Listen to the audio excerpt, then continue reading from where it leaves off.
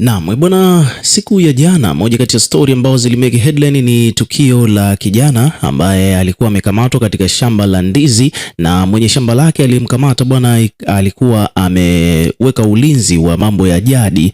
Yani kwa kifupi ni kwamba jamaa bwana alikuwa ametega nyoka aina ya chatu kwa ajili ya kukamata watu ambao wanamuibia shambani kwake.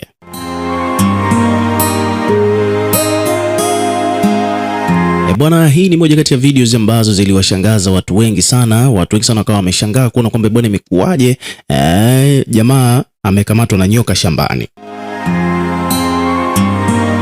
So kuna hii video ambayo imesambaa ikimwonyesha kijana huyu akiwa anatetemeka baada ya kufungwa na nyoka miguuni. Yani nyoka alikuwa amemtanda miguuni huku akiwa amejitwisha ndizi aina ya hizi, nadhani ni ndizi fulani hivi zile za kuiva, ambapo kijana akawa anahojiwa kwamba chanzo cha yeye kwenda kuiba ni nini. Akaelezea kwamba alikuwa yuko na wadogo zake nyumbani, walikuwa na njaa, kwa hiyo akaja hapa kuchukua ndizi katika shamba la watu. Kwa hiyo ni mwizi kwa kifupi. Sasa huyu jamaa akawa anamuuliza vizuri kwamba hii ni tabia ambayo imekuwa ikiendelea na kwa nini amekuwa akifanya hivyo kwa siku zote hizi, lakini mwisho wa siku akataka tu admit kwamba ameiba na hatarudia tena, kisha akamwachia nyoka atoke miguuni kwake na kijana akaondoka. So hiyo video ilivyorekodiwa bwana ikapostiwa katika mitandao ya kijamii imemeke headline kweli kweli, yani watu wamekuwa wameibua mijadala kuhusiana na hii issue. Sasa siku hii ya leo ni kwamba Mama Dorothy Gwajima amekuja kulizungumzia swala hili, maana watu wengi sana wamekuwa wakiuliza kwamba nini kinaendelea, hili swala wanalichukuliaje kama viongozi.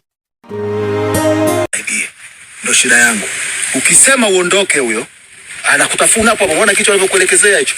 Hicho kichwa amekuelekezea kwenye mguu wako. Ni kwa sababu tu anasema ukweli wako. Hizo ndizo umezipata wapi? Nisameni, nimezipata hapo hivyo. Yaani umezipata hapo shamba la nani? Nimezichukua tu kwa sababu sisi njaa tu, yani njaa kwa sababu mimi naishi na mdogo wangu alafu sina kitu. Sasa ndio uje kuiba kwenye mashamba ya watu. Yaani uje kuiba. Sasa angekugonga huyo, angekuluma. Yaani huyo ndo amekukamata ili wewe usiondoke. Yaani ukitingishika ujue umelika. Na mimi nakurekodi hii video ili niende niwapelekee serikali wasiseme kwamba labda nimekuonea. Huyo yeye ataondoka na shughuli zake. Lakini sasa je, ndio angekuja mtu mwingine? Mimi kwa sababu ndo mwenye shamba naweza kumtoa huyo, umeona anaondoka huyo, hana shida. Je, ndio kama angekuwa mtu mwingine? Singekuua mdogo wangu? Ndio, lakini sitorudia tena, nisamee. Yaani kwa nini wewe utalishe maisha yako kwa eti kwa sababu ya ndizi hizo? Ndizi hizo ndio utalishe maisha yako kuingia mashamba watu kuiba. Sasa mdogo wangu mimi nakuachia kwa sababu yule jamaa usimwona anakuachia. Anaondoka. Lakini usije ukarudia. Tulia hivyo hivyo, muache aondoke. Usije ukarudia tena. Ukija ukirudia kitakachokukuta. Tulia hivyo hivyo, ukihangaika atakuula wewe, atageuka watarudi. Tulia hivyo hivyo. Usije ukaingia tena mashamba ya watu. Mashamba ya watu wengine ya watu hawaingii. Acha kelele sasa. Mwacha ondoke. Mwenye anaja atakufungua ataondoka.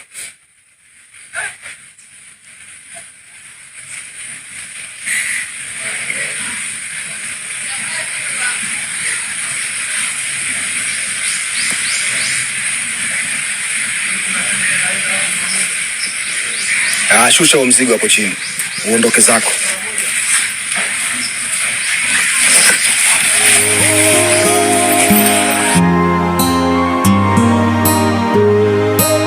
So hivyo ndivyo mambo yalivyo na hilo ndilo tukio lenyewe. Sasa siku ya leo bwana ni kwamba katika peji ya Mama Dorothy Gwajima ameandika hapa ujumbe kwamba baadhi ya watu kwenye jamii yetu wamezoea kuiba simulizi, wamezoea kuibua simulizi chonganishi ambazo hata wakiitwa hawawezi kuthibitisha. Simulizi hizi ambazo huibuka na kuishia bila hitimisho na mrejesho kwenye jamii huacha makovu ya fikra kwa baadhi na kuamini kwamba walivyoviamini bila uhalisia na kuendelea kueneza imani isiyo na uhalisia na yenye athari kwa maendeleo ya ustawi wa jamii. Huu ni ujumbe wa Mama Dorothy Gwajima. Kuishia hapo akaendelea kusema kwamba mfano siku hii ya leo mnamo Mei 4 mwaka huu 2026 mitandaoni kumeibukwa habari eti mtoto mmoja alienda shambani kuiba mkungu wa ndizi, eti nyoka aina ya chatu akamfunga miguuni. Alafu sasa wanachukua habari hiyo na kuisambaza, wengine ni akaunti za kuaminika kabisa, yani kubwa kabisa. Alafu hata hawasemi lini, wapi, nani na iwapo serikali ya mtaa husika na polisi wanajua. Mama Gwajima akaendelea kusema kwamba ndugu zangu, mambo kama haya ndiyo moja yanayochochea imani potofu na kushusha thamani ya fikra zetu nzuri na kutoa mwanya kwa watu wabaya kupata fursa ya kuwatia hofu wengine kwamba wao ndio wataalamu wa kumaliza hili tatizo. Hivyo basi wapewe fedha tu, ulinzi tayari. Matokeo yake wananchi wengine wanaanza kufikiria kwenda kutafuta mtaalamu feki kokote kule aliko, na mtaalamu feki naye pia vile anasafiri kwenda kutafuta wa kuwapiga pesa. Matokeo yake hapa zinaingia habari za ramli chonganishi, mapigano hadi vifo na ulemavu, mifarakano na wanaoathirika ni watoto kwa kukosa malezi na kukimbilia mitaani. Alafu tunaanza tena kuulizana kwamba mikakati gani ipo. Utasikia wengine nao pia mara babu au bibi kakutwa chini kadondoka na ungo. Ukiuliza ulimuona akipaa au umemkuta tu chini, haupati majibu yanayoeleweka.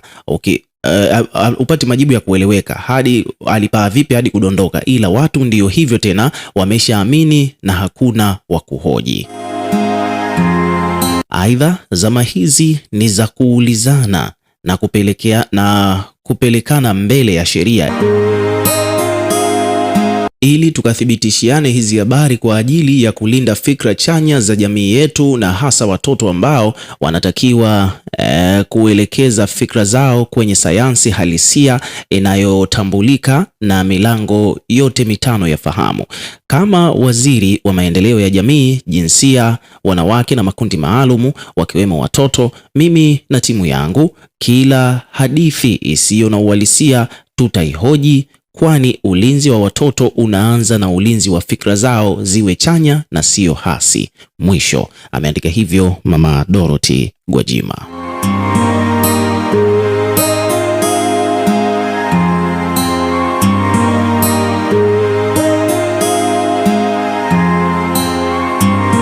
So kwa kifupi ni kwamba hii video imemfikia mpaka Mama Dorothy Gwajima na hajapendezwa na hiki ambacho kimeonekana, kwani hakina maelezo ambayo yameshiba.